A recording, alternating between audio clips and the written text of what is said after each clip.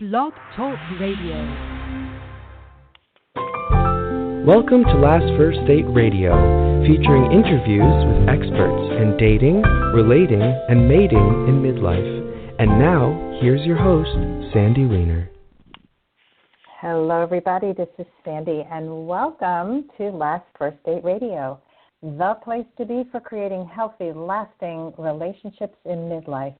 And today I'm going to be speaking with celebrity coach Christy Whitman about how to survive the holidays as a single woman. This is a big topic around this time of year with, I know one of my clients is single and a little nervous about going into the holidays without plans. And so we talked about some ways that she could move forward into Christmas and the New Year without having to have a relationship.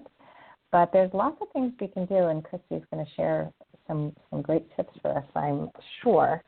But before I bring her on, I just wanted to say that I have been doing this work for about 11 years as a dating and relationship coach, and I have loved helping women over 40 enter into the best relationships of their lives, often falling in love for the first time at 40, 50, 60, and beyond.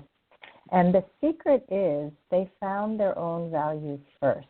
They learned to love themselves, to honor themselves, to create very clear boundaries, to speak up, to show up, and to stand up in their lives. And I call this the Woman of Value movement. And now what I've been doing is supporting women in the corporate sector to help them be women of value as they learn to communicate and lead as women of value. And so this is really exciting work as I even grow my work even larger and reach more people. And every week I bring you a tip on how to become a woman of value. And this week's tip is, if you want something, ask for it. Oh my God. I think I spent most of my life not asking for what I wanted and just hoping that somehow it'll land in my lap. And that doesn't work out really well.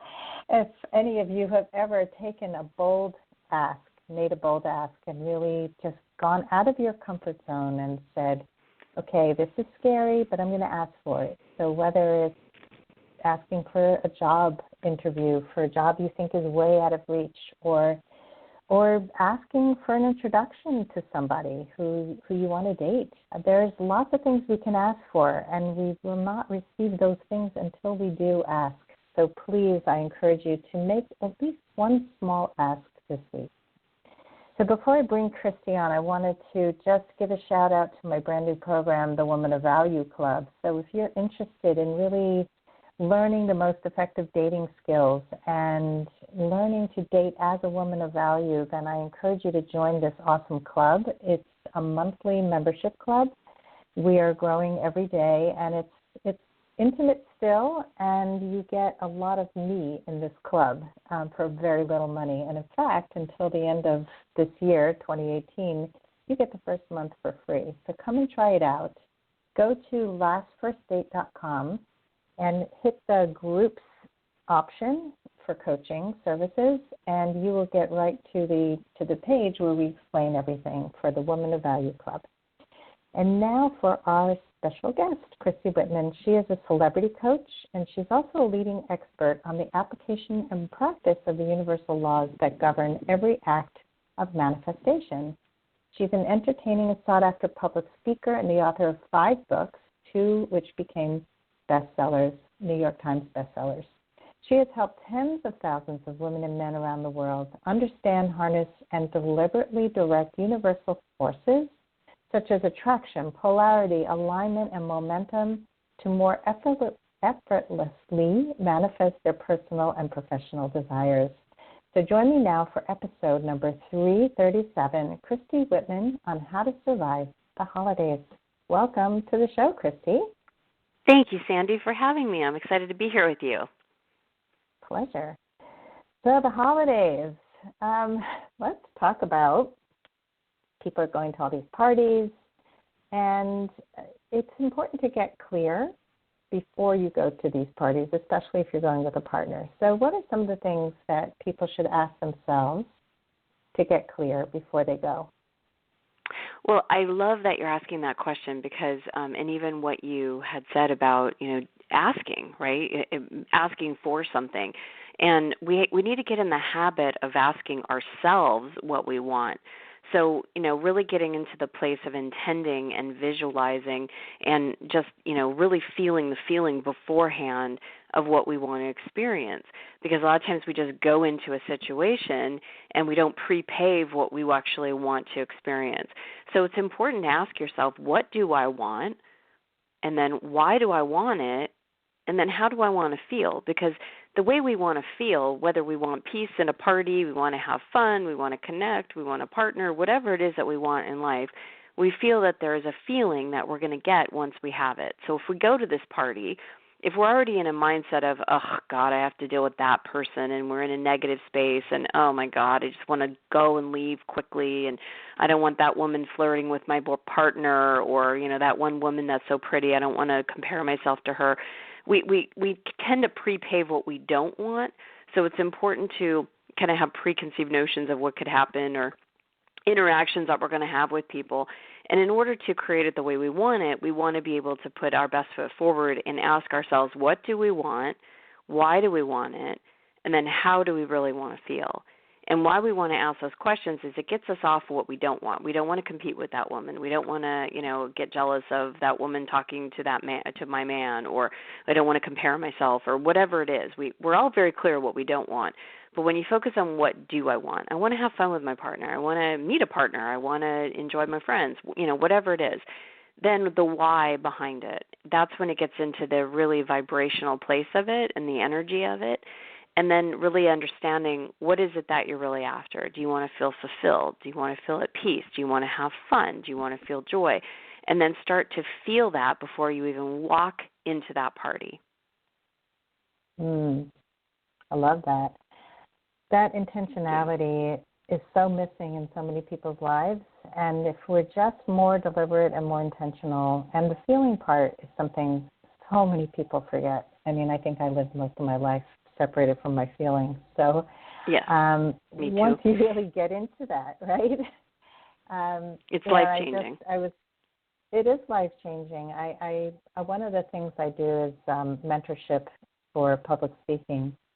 And I was just mentoring somebody on her speech that she's giving tonight, and she had forgotten the why. She was talking about fear. She was talking about a lot of things, and I said, but what motivated you? What's the why? And she goes, so it's like, yeah, we got to get into that, because otherwise, okay, so you're getting over your fear. Who cares? There has to be something compelling you to do that, and that's the why. Yeah, and even when you get to know yourself better, you might ask yourself those questions. Well, what do I want? It might come to, I don't want to go to this party. I don't feel like being around these people. I really don't enjoy this particular group of people, or maybe I'm just not in a party mood tonight. And to be able to give yourself a space to say, you know what, that feels like a no to me, and I don't even want to go. I don't choose to be around these people, or, so we get to decide. It's not like, okay, we're obligated to have to go to this party and then we have to, set ourselves up for feeling a certain way. If we just feel it in our body, that's our own boundaries to be able to say, this is a yes and this is a no. And when it's a no, stick with the no. And if it's a yes, go for it, right? But that's really a space of honoring your time, honoring your worth, honoring your value, as you were talking about, Sandy. Yeah, and it's important to really know what we need and want. And I think what a lot of people do is especially if they grew up in dysfunctional homes where they weren't honored for what they wanted, they tend to push their needs aside. So, if you have somebody who does that, who's not even aware that they push their needs aside, is there anything that you can tell listeners who have been doing that their whole lives? Yeah, it definitely is a process. It's not like, you've had this pattern all your life where it's like, it's not about me, it's about everybody else, it's about pleasing everybody else. I wrote about that in The Art of Having It All, that it's like the downfall. We want to make everybody, we're hypervigilant, especially like you were saying, if you've come into a family where you tried to make everybody happy or tried to be the rescuer or the peacemaker, you know, or you were worried about how everybody else felt or how everybody else was going to react. And so you kind of became that person that, you know, that the person that just did what was needed in that moment instead of being yourself. And so it's a practice to pull all of your attention and energy from everybody else and really be comfortable getting inside of yourself, like you and I have discovered, right? It's getting to not cut off from our emotions and to actually realize that our emotions are very important and our emotions are guiding us to what feels good and what doesn't feel good. But one of the first things is we have to be able to feel ourselves instead of feeling other people, because that's something that most women do, is we feel everybody else. Let's see if everybody else is cared for, then I'll give myself a little bit. And what I like to say is, like, you know, we need to give from the saucer, not the cup, because once the cup is overflowing and we're fulfilled with our sense of self, when we're fulfilled with knowing who we are, when we're giving ourselves and honoring our time and honoring our value and really feeling that, you know, we matter, then we can have so much more excess to give to those that we care about. And the thing is, though, is that most of us don't like to hear the word no. We don't like to disappoint other people. And unfortunately, when you come back to yourself and you start saying, well, that's a no for me, I don't feel like going to that party, and you tell your friend or boyfriend or husband, you know, that feels like a no, I'd rather just, you know, get in my jammies and curl up with a good book in front of the TV tonight or in front of the fireplace tonight, you know, there might be some disappointment. And how do you deal with that? So it's a process, but first and foremost, you have to feel yourself and ask yourself, like we even started this conversation, what do I want? You know, what is it that I really want? Yeah, I mean, that disappointment thing and not wanting to make others feel bad, this came up in coaching today. When you start setting those boundaries, you are going to piss people off, especially boundary pushers who don't want you to be happy. And so, you know, I think even just naming it, that's a boundary pusher. That's somebody who's making their needs more important than mine, and that's not okay. Yes. So, you know, it is a process, though. You're right, and I think people really need to be self-compassionate along the process, along the journey, because it does take time. It takes time to undo many, many years of doing things one way. Absolutely. Absolutely. Yeah. So let's talk about, you say that there are 5 steps to having a great experience during the holidays. Can you share those 5 steps with us? Absolutely. So first thing you want to do is you really want to accept the situation. So if you're, you know, going to be with people that you've kind of checked in with yourself and you say, okay, you know, this is a yes for me, right? I'll go to this party. You want to be able to accept everyone and every situation for who they are and waste no energy on trying to change someone. The minute we go into judgment or criticism or, oh, I don't like that person, we're resisting in ourselves. And when you're in a place of acceptance, like that's just who they are, you know, that's their path, that's who they choose to be, that's how they show up, and not make it mean something about yourself or that come from a place of judgment and criticism, and just accept that that's who they are. You know, you're literally saving your own life force energy, and you're not creating resistance within yourself. And, you know, just pay attention. So that's the first step, is accept them for who they are, waste no energy trying to change them. The second step is really acknowledge that the wisdom that you gather from the interaction, even if your experience with them wasn't positive, for example. Because what happens is that people are a mere reflection of where we need to evolve and where we have our edges of growth. So if someone says something, does something, gives you a funny look, whatever it is, if there's something that gets pushed inside of you, that's your button. And that's a really space where you can acknowledge, okay, I had an emotional reaction to this. I felt upset. I felt competitive. I felt jealous. I felt envious. I felt, you know, fear, whatever it was. Acknowledge the wisdom of your emotions inside of you. And then how can you use this situation to learn more about yourself? You know, what do you now know about yourself that you didn't know before this person was at this party or came into your life? So how has this person helped you learn about yourself or even clarify something that you want. Maybe they did something, said something, and it's like, that is so rude, right? And we naturally want to go into criticism and judgment, accepting them where they are, and then coming to ourselves saying, okay, I'm the one. It's not about them. Yes, they did the behavior, but I'm the one having this emotional reaction to them. That's inside of me. Because if it wasn't inside of you, then you would be neutral and they wouldn't be upsetting you. So that's number 2. So number 1 is accept. Number 2 is acknowledge the wisdom that you've learned about yourself, and the fact that you get to be present with yourself to really feel yourself. Number 3 is really send out, and it sounds funny when someone has just upset you or said something rude, send out waves of appreciation. Really appreciate this person for what they taught you in that moment about yourself. Because resentments bind us to people more than love does. So do your best to appreciate them and release them energetically from your presence. Because if you hold on to the resentments, you're holding on to that conversation, and it's going to affect you and your point of attraction. It's going to affect what you create in your life from that point going forward.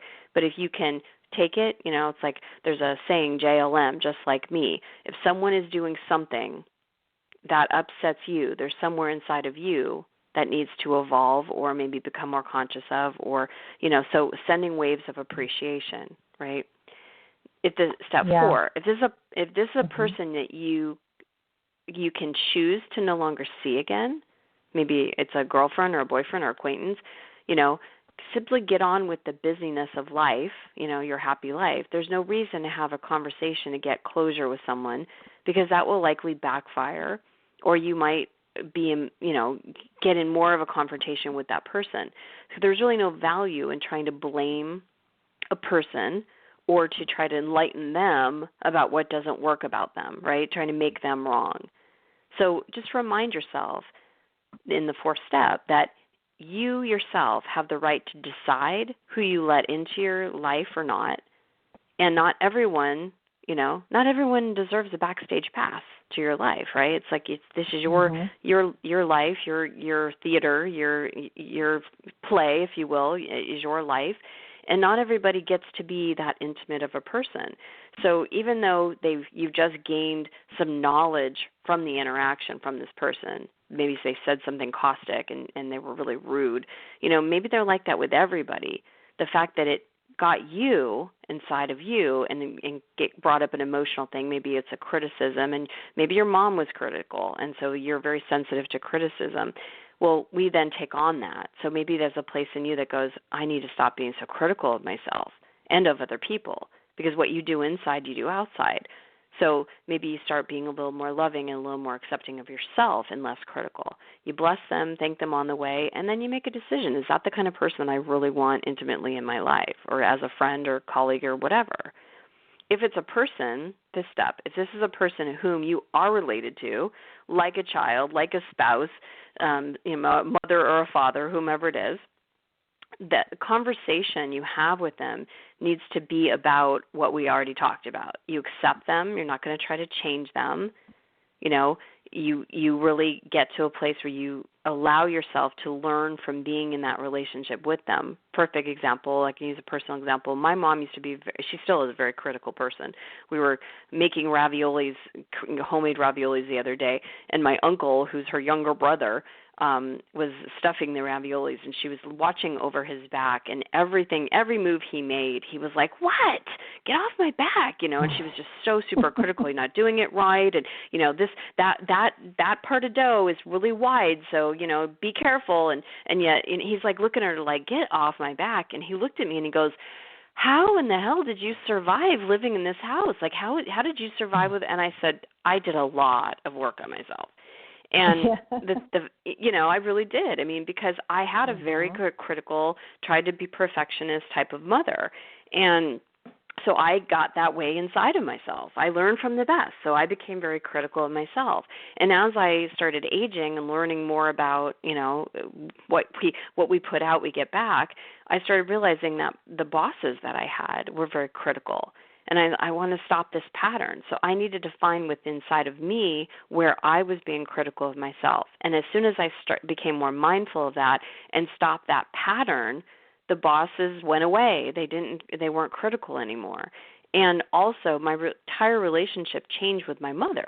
She's now my best cheerleader, even though she's over my uncle's back. She's like telling me, "You're doing such a great job." It's amazing. Same woman, two different people, totally critical of him because he still has that active within him, but that's not active within me anymore. So what I evoke from her is, "Wow, you did a really good job. You're rolling that dough really well." And he's looking at me like, "Why is she giving you positive feedback?" Is it because I don't bring out that in her anymore, whereas I used to? Totally relate. I want to get through the 5 steps, and then I have a lot to say on each one of these. So I want to hear more, because thanks for sharing that story about your mom. I can totally relate. You're welcome. So what's the fifth step? So the 5th step is returning back to the first step. It really is. It's accepting yourself, accepting others. It's really working with the law of allowing, that letting other people be on the path that they are in, letting yourself be in your own path as well. So it's really about returning and owning your own emotions. So number one is accepting others even when you're in a situation. So it's like a cycle, right? So you come up to, say you're at a party. It could even be like a family Christmas party. And someone says something to you, someone has a snide remark, or maybe it's the crazy, uncle or aunt or cousin or whoever that, just isn't happy with their life. So, they want to say something or do something. You just need to accept they are who they are and they're not going to change. Maybe it's your mom, right? I've accepted that she is just a critical person. She's not going to change. So acknowledge what I can learn about myself, the space within myself where she is who she is. She's still hooking me with that criticism. It's still affecting me. So that's mine. That's my work to do, right? Then you appreciate the person for the knowledge that they gave you instead of holding on to the resentment or the hurt. You have to process the emotions.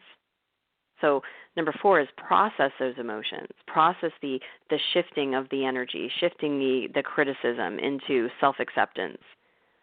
And then continue on. And I'm accepting myself as I am. I'm accepting them. And so it's a cycle. It's a constant cycle of really processing. I could give you another example. I remember years ago, my mom, I've accomplished a lot. I've had a lot of success, and we were talking about this church or Catholic school that she wanted me to go to because I was raised Catholic, and to go to high school. And I didn't want to go to this high school. My friends were going to a public school, and I wanted to stay with my friends, and she really wanted me to go to school because that's where all her friends' daughters went and stuff. And I would tell her, I'm not like them. I don't want to go to that school. And they wore uniforms and everything.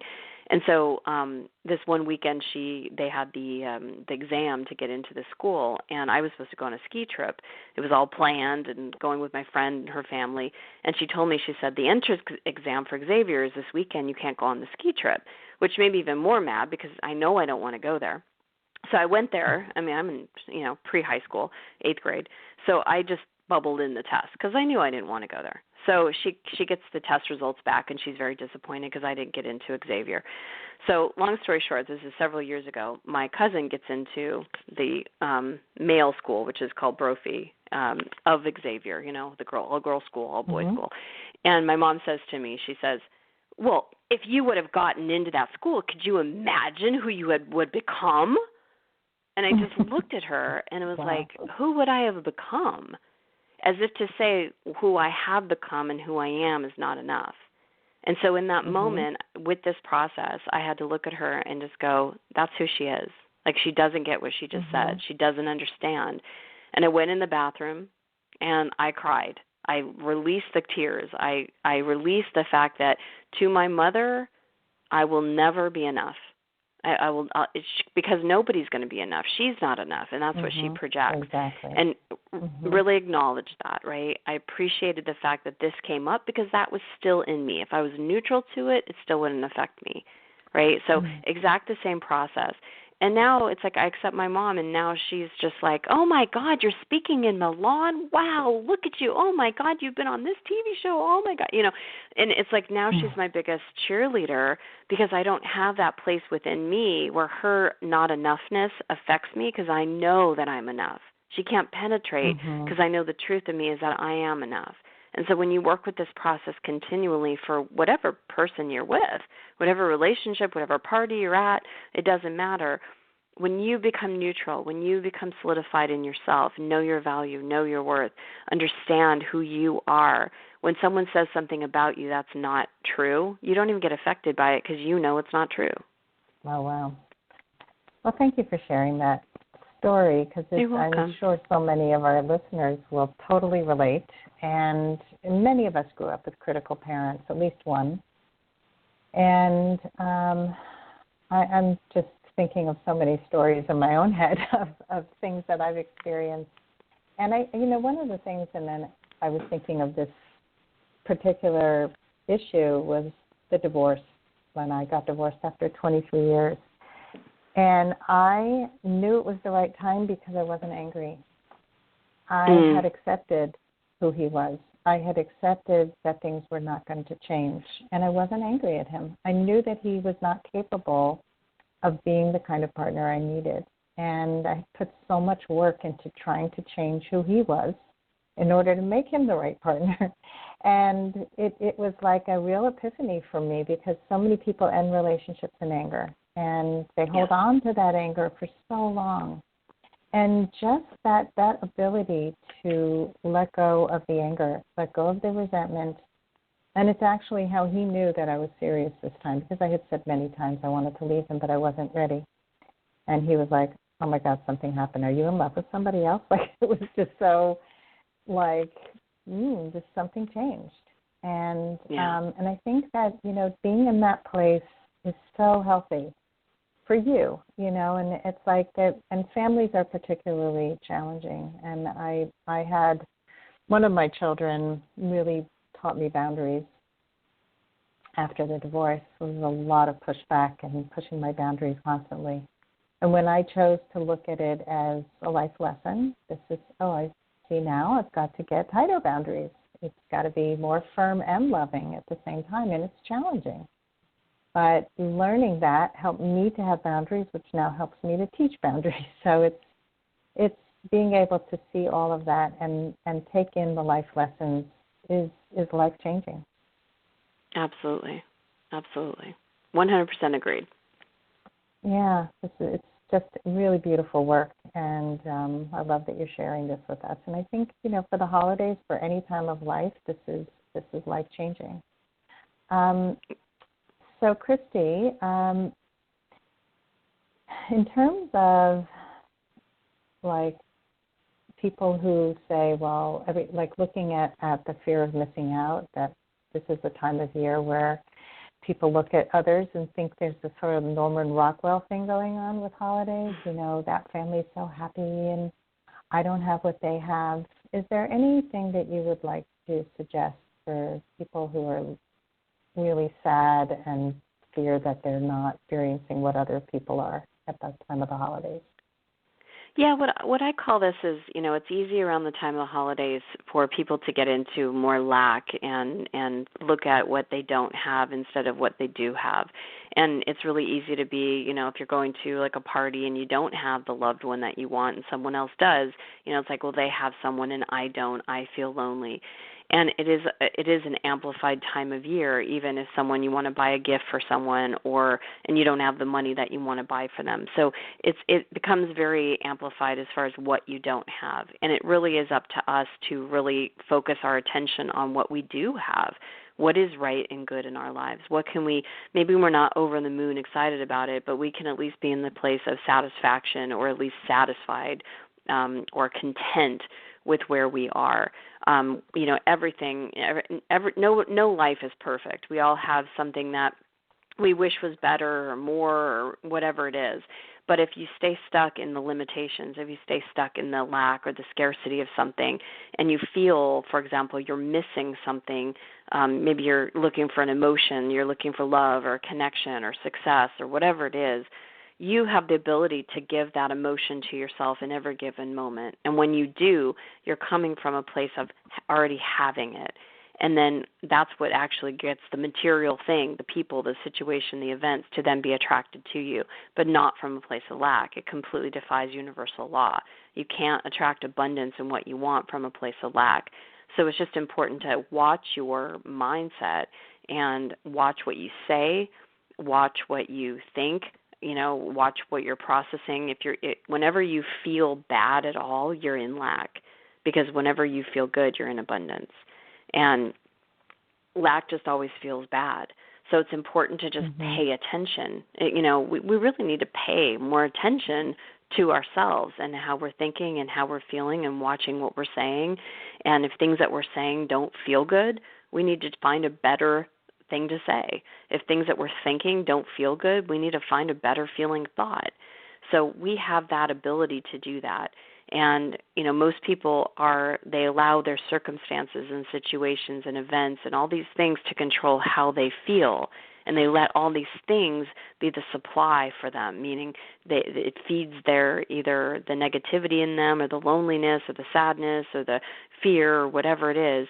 And instead, we need to be the deliberate creators and decide how we want to feel, how we want to experience our lives. And when we do that, when we conjure up a feeling inside of ourselves of how we do want to feel, that's when the things outside of us change. It's a very different approach from the outside in to the inside out of experiencing life. Yeah, absolutely. And there are a lot of people who walk around like victims and feel they don't have a choice. And when you realize that, right, so this awareness shows you that, yes, and, you've got to get clear with how you are feeling and then know that you have a choice, that you can change it. And that is really powerful. I think people don't realize how powerful it is, So, a lot of, when you were talking earlier, and I think just naming it, owning it, for a lot of people that can feel like shame. And I think that just getting out of that mindset that because you own it doesn't mean you're a bad person. It means that you're taking responsibility for making a shift. Absolutely. We cannot change our lives if we're denying our emotions, if we're denying ourselves. It just doesn't work. And it goes completely and defies universal laws. We just can't do it. So we have to be able to be mindful of who we are and make ourselves a priority instead of making everybody else a priority. We have to be able to do that and really pay attention to who we are. And, really understand that everything is energy and that all energy carries a vibration, and that vibration goes out as communication out to the universe of what we are wanting.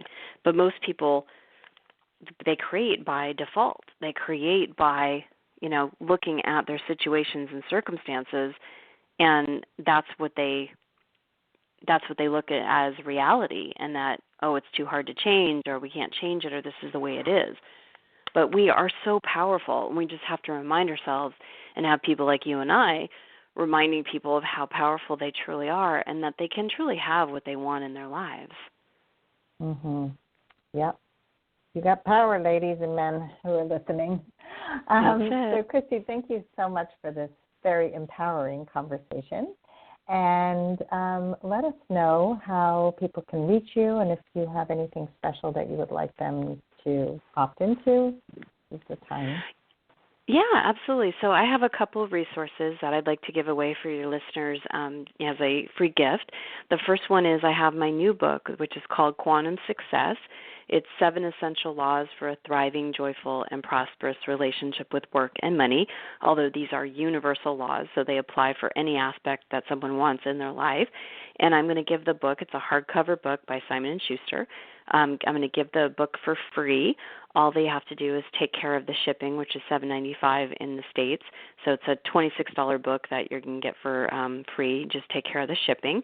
So you can go to quantumsuccessbook.com, quantumsuccessbook.com, or you can go to watchyourwords.com And Watch Your Words is a series that I did. It's a 30-day series that helps you change your language, stop focusing on what you don't want and focusing on what you do want by changing and creating different reality in your life by changing your language, because words are very powerful. So that's watchyourwords.com or quantumsuccessbook.com. Awesome. Well, thank you for those beautiful free gifts. That You're sounds welcome. incredible. Yeah, so this will be in the show notes as well as you're hearing it live if you're listening. And when the show notes go live, it will be publicized in a lot of places, so lots of people can get the free gifts that you're offering. So thank you so Beautiful. much, Christy. Happy holidays to you, and thank you for doing this beautiful work in the world and helping to change so many lives. Thank you for having me so much, and thank you for what you're doing. I appreciate what you're doing in the world and letting people know how truly powerful they are. Oh, thank you. Happy holidays to you, to everybody listening. And thank you all for listening today, and I hope you go on your last first date very soon. And if you love our show, please go and rate and review it wherever you're listening, whether it's on iTunes or Google Play, Stitcher, we're everywhere. Have a great day, everybody.